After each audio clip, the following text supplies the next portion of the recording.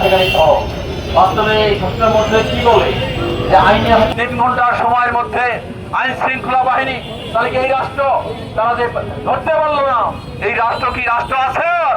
ফলে যে যেখানে পাচ্ছে সেখানে যেমন সম্পদ লুট করছে, দেশের সম্পদ বিদেশে পাচার করার জন্য বন্দর থেকে শুরু করে গোপন চুক্তি করছে ইউনুস, ওই বাটপার সুদখোর, এইভাবে তারা এখন আগামী একটা ভোট যেন তেন ভোটের একটা আয়োজন করছে। মানুষ আতঙ্কে পড়ে যেন নয়, তারা তারা ভোটের কেন্দ্রে না যাওয়ার সাহস না পায়, সেই আয়োজন করার জন্য পরিকল্পিতভাবে এই হত্যাকাণ্ড শুরু করেছে।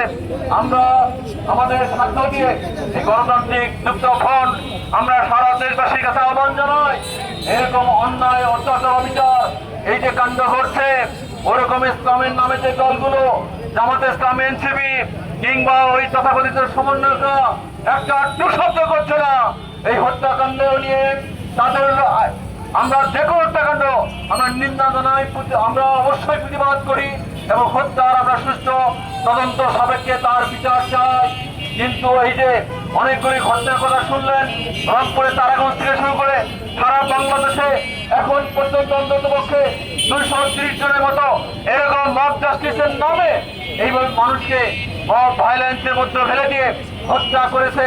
এরা টু শব্দ করে না, ফলে এদেরকেও চিনে আগামী নির্বাচন যদি হয় বামপন্থী এই গণতান্ত্রিক যুক্ত ফ্রন্টের যে প্রার্থী থাকবে সেই প্রার্থীর পক্ষে আমরা সম্মতি দিবেন, ভোট দিবেন।